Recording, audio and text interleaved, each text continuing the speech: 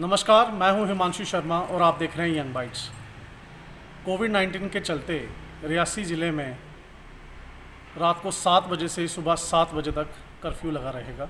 ये अभी के ताज़ा डायरेक्शंस हैं। लेकिन आज हम जिस टॉपिक पे बात करने वाले हैं वो टॉपिक है कि जब से 35 से और 370 हटी है तब से 2G चल रहा है और आज उस चीज़ को करीब 10 महीने हो गए हैं और हम लोग जम्मू कश्मीर के लोग 2G यूज़ कर रहे हैं लेकिन पैसे हम 4G के दे रहे हैं। आज हर एक भारतवासी PM केयर फंड में डोनेट कर रहा है। आज हर एक भारतवासी जितनी हेल्प हो सकती है एक दूसरे की हेल्प कर रहा है। लेकिन गवर्नमेंट का ये जो तरीका है जिसमें कोर्ट्स ने भी आंखें मूंदी हुई हैं और जो भी इंस्टीट्यूशंस हैं, जो टेलीकॉम मिनिस्ट्री है उसने भी आंखें मूंदी हुई हैं कि जम्मू कश्मीर के लोग 2G यूज़ कर रहे हैं लेकिन पैसे 4G के दे रहे हैं। इसी बारे में बात करने के लिए हमारे साथ निगम अरोड़ा जी, जो कि एक लॉ स्टूडेंट हैं, और अभी सदोत्रा जी, जो एक बिजनेसमैन हैं, यंग बिजनेसमैन हैं। ये दोनों यंग आइकॉन्स हैं कटरा के, और इनसे हम बात करेंगे कि ऐसा क्यों हो रहा है और इनकी क्या मांग रहेगी सरकार से। निगम जी नमस्कार। नमस्कार हिमांशु जी। सबसे पहले तो आज मैं आपका शुक्रिया करना चाहूँगा जो इतने सेंसिटिव और इतने इम्पोर्टेंट टॉपिक पे आपने बोलने का आज मुझे मौका दिया है। ज़्यादा वक्त ना लेते हुए मैं 3 बहुत सेंसिटिव बातें आपसे शेयर करना चाहूँगा। जो सबसे पहले आती है एब्रोगेशन ऑफ आर्टिकल 370 के बाद से जो बंद किया गया 4G सर्विसेज जो हैं वो हमारा एक राइट ही नहीं है, बल्कि आप कह सकते हैं कि एक ऐसी फैसिलिटी है जिसके हम अब आदी भी हो चुके हैं, हम हैबिचुअल भी हो चुके हैं। आज के वक्त पे आप देखिए कि जहां सरकार बात करती है राइट टू एजुकेशन की, और आज के वक्त पे जब इतनी बड़ी महामारी पूरी दुनिया में फैली है और आज के टाइम पे सरकार बोलती है कि इंटरनेट के थ्रू हम पढ़ाई करेंगे, और दूसरी तरफ जो हमारी JNK की एडमिनिस्ट्रेशन है वो 4G की सपोर्ट में लगी हुई PIL सुप्रीम कोर्ट में जो है उसके खिलाफ, उसके अगेंस्ट एक ऐसा एफिडेविट दायर करती है जिसमें वो बोलती है कि internet access, the right to internet access जो है वो कोई किस्म का फंडामेंटल राइट नहीं है। तो सबसे पहले तो मैं अपने स्टूडेंट्स भाइयों से, स्टूडेंट बहनों से पूछना चाहूँगा कि क्या ये सही है? वो लोग जो आज कॉलेजेस, यूनिवर्सिटीज़, स्कूल्स नहीं जा पा रहे, जिनको बुक्स नहीं मिल पा रही, जिनको क्लासेस नहीं मिल पा रही, और जो आज बिल्कुल इंटरनेट के ऊपर निर्भर है, और फिर उन्हीं स्टूडेंट के हक़ को मारते हुए बोला जाता है JNK एडमिनिस्ट्रेशन की तरफ से कि जो राइट टू एजुकेशन है उसका पार्ट इंटरनेट एक्सेस नहीं है। दूसरा सवाल मैं पूछना चाहूँगा कंज्यूमर राइट्स के बारे में। हर कंज्यूमर के कुछ राइट्स, कुछ हक, कुछ अधिकार हैं। हम कंज्यूमर हैं, हम कंज्यूमर्स को एक अधिकार मिलता है कि what we are paying for we are suppose to facilitate दो सर्विसेज। जिस चीज़ के लिए हम पैसा दे रहे हैं उन चीज़ों की सर्विसेज, उन सर्विसेज का फैसिलिटी को लेना हमारा अधिकार है, जो कि आज आप पिछले 10 महीने से देखिए बिल्कुल एकदम ख़त्म हो चुका है। उसका कोई कीमत नहीं रही, कंज्यूमर राइट्स नहीं रहे, और आज हम पे कर रहे हैं 4G सर्विसेज के लिए और हमें 2G सर्विसेज भी प्रॉपर नहीं मिल रही हैं। तीसरी बात मैं करना चाहूँगा मतलब अपनी जैसे आज के टाइम पे कोविड-19 फैला तो हमने डिस्ट्रिक्ट्स को, स्टेट्स को जोन्स में तब्दील कर दिया। जैसे एक ग्रीन जोन है जहाँ पे कोई केस नहीं है, ऑरेंज जोन है जहाँ पे कुछ बहुत कम केस हैं, ना के बराबर केस हैं, और रेड जोन है जो बहुत ही सेंसिटिव जोन्स है जहाँ पे बहुत ज़्यादा कोविड-19 के केसेस पाए जा रहे हैं, और उनके बिना पे हमने वहाँ पे स्ट्रिक्टनेस लगा करके रखी है। लेकिन आप सबसे महत्वपूर्ण चीज़ ये देखिए कि JNK के अंदर जब किसी एक प्रांत में बहुत ज़्यादा टेररिस्ट एक्टिविटीज़ होती हैं वहाँ पे इंटरनेट एक्सेस बंद कर दिया जाता है, और जो पीसफुल एरिया होते हैं वहाँ पे इंटरनेट एक्सेस चला के रखा जाता है। लेकिन जब बात 4G JNK में देने की बात आती है तो पता नहीं क्यों सरकार बिल्कुल चुप हो जाती है।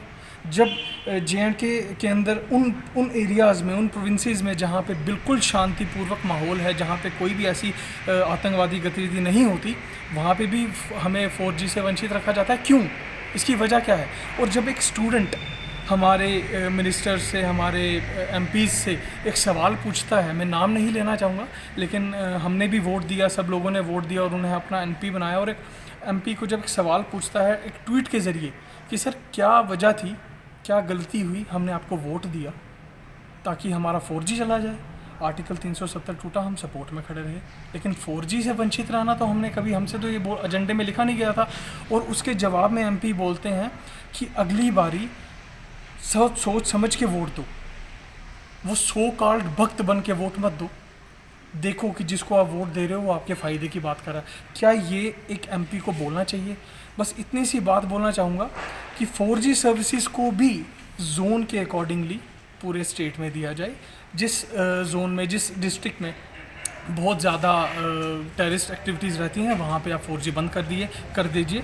लेकिन जो पीसफुल एरियाज़ हैं जहाँ पे ना टेररिस्ट एक्टिविटीज़ होती हैं, जहाँ के लोग पीसफुल तरीके से रहते हैं, जनरली अपना बिज़नेस निकालते हैं, उन लोगों को 4G से वंचित ना रखा जाए, बल्कि उनको 4G प्रोवाइड करा जाए, ताकि अपनी क्लासेस, जो कुछ एप्लीकेशंस के ज़रिए हम क्लासेस, आप देख रहे हैं आजकल क्लासेस ऑनलाइन हमें मिल रही हैं, वो सब क्लासेस जो हैं हमें प्रोवाइड करवाई जाएँ। अंत में मैं अपनी बात ये कह के ही ख़त्म करना चाहूँगा कि हम लोग जो कि अपने रोज़मर्रा की ज़िंदगी में 4G इस्तेमाल करना चाह रहे हैं और उसके बावजूद भी हमें 4G मिल नहीं रहा, 2G मिल रहा है और हम पैसे दे रहे हैं 4G के, तो मैं सरकार से यही गुहार करूँगा कि हमें 4G के जो चार्जेस हैं वो नहीं लिए जाएँ, बल्कि हमें 2G के चार्जेस लिए जाएँ अगर हमें 2G सर्विसेज दी जा रही हैं, नहीं तो हमें 4G सर्विसेज प्रोवाइड करवाई जाए। दोस्तों, हमारे साथ जुड़ चुके हैं अभी सदोत्रा जी, जो बिज़नेस ओनर हैं, होटल भी चलाते हैं और ड्राई फ्रूट शॉप भी चलाते हैं। इनसे पूछते हैं कि 4G ना होने की वजह से इनको क्या नुकसान हो रहा है, और 2G जो यूज़ कर रहे हैं उसके बदले में जो 4G के पैसे देने पड़ रहे हैं, इसके बारे में इनका क्या कहना है। नमस्कार अभी जी। जय माता दी, नमस्कार। जैसे कि हमारा नेट पिछले 5 अगस्त से बंद है, जिसके कारण हमारे दुकान और होटल में बहुत सी दिक्कत आई है। जैसे कि हमने नया काम शुरू किया था ऑनलाइन बिज़नेस का, उसमें हमारा जो ऑनलाइन बिक्री हुई थी वो जैसे ही नेट बंद हुआ वैसे ही बहुत ज़्यादा कम होना शुरू हो गया, बिकॉज हमारी फ़ोटोज़, हमारा स्टॉक जो था वो अपलोड नहीं हो पा रहा था। वैसे ही जैसे अगर हम होटल पे आए तो हमारी होटल की जो ऑनलाइन बुकिंग्स थी वो दिन प्रतिदिन कम होती जा रही थी, और जब कस्टमर हमारी दुकान पे, मतलब हमारे होटल्स में आते थे, वो कहते हैं सर हमने बुकिंग की है, और हमें पता ही नहीं होता था कि वो बुकिंग आई गई है। फिर हमें कहीं ना कहीं से, कहीं वाईफाई, कहीं कुछ करके हमें देखना पड़ता था कि हाँ बुकिंग आई है, तब जाके हमें पता लगता था कि हाँ कि इनकी बुकिंग आई है। तब जाके उनको 1-2 घंटा उनको पहले फंसना पड़ता था कि हाँ नई बुकिंग आई है, उनको वेट करना पड़ता था। तो पहले तो ये हमें बहुत बड़ी प्रॉब्लम लगी, और जब से अब ये क्वारंटाइन शुरू हुआ है हमें घर बैठने के लिए बोला गया है, लेकिन घर बैठ के ना हम मूवीज़ देख पा रहे हैं, ना कुछ लोड कर पा रहे हैं, ना अपलोड कर पा रहे हैं, जिसके कारण हमें बहुत सारी दिक्कत आ रही हैं। और जैसे कि मेरे एक फ्रेंड जो IAS की कोचिंग कर रहे हैं, उनको बहुत दिक्कत आ रही है। उनको वो अपना स्टडी मटेरियल नहीं कलेक्ट कर पा रहे हैं, वो जितना पढ़ना चाहते हैं उतना नहीं पढ़ पा रहे हैं। तो सरकार से एंड में यही मांग है कि जब आप चाहते हो कि हम करें, बट हमें वो मिल नहीं रही है चीज़ें। हम पैसे 4G के दे रहे हैं, बट हमें मिल रहा है वापस 2G। यही मांग है कि ये क्यों हमारे साथ ही क्यों भेदभाव ये। तो ये थे हमारे साथ निगम अरोरा जी और अभी सदोत्रा जी। इनका साफ कहना है कि 2G के बदले 4G के पैसे देना, और जिस पे सरकार आंखें मूंदी हुई है, कोर्ट्स आंखें मूंदे हुए हैं, और वो जो मिनिस्ट्रीज़, जैसे टेलीकॉम मिनिस्ट्री की मैं बात करूं, वो आंखें मूंदे हुए हैं, ये बिल्कुल ही कंज्यूमर राइट्स की अवहेलना है। और राइट टू इंटरनेट, जिसको राइट टू एजुकेशन में इंक्लूड किया गया है, क्योंकि जो हमारे प्रधानमंत्री का भी नारा रहा है डिजिटल इंडिया, डिजिटल पेमेंट्स, जिसमें एजुकेशन भी डिजिटल कर दी गई है। खासकर कोविड-19 के चलते बच्चे ऑनलाइन एजुकेशन कर रहे हैं, लेकिन 4G ना होने की वजह से उनको काफ़ी दिक्कतें आ रही हैं। सीनियर क्लासेस की बात करूं तो हैवी स्टडी मटेरियल होता है जो डाउनलोड नहीं हो पाता, और बच्चों की पढ़ाई सफ़र हो रही है। बिजनेसेस सफ़र हो रहे हैं। हालांकि अभी कोविड-19 है, अभी 2 महीने ही हुए हैं, लेकिन ये जो 2G है ये 10 महीने से हमारे ऊपर मढ़ दिया गया है, साफ इनका कहना है। और 4G ना होने के कारण जो पिछले कोविड-19 से पहले 8 महीने इनका नुकसान हुआ, इसकी भरपाई कौन करेगा। और इनका साफ कहना था कि 2G के पैसे ही लिए जाएँ कंज्यूमर से, और जो 10 महीने से 4G के पैसे लिए जा रहे हैं वो रीइंबर्स किए जाएँ। मैं हूँ हिमांशु शर्मा और आप देख रहे हैं यंग बाइट्स।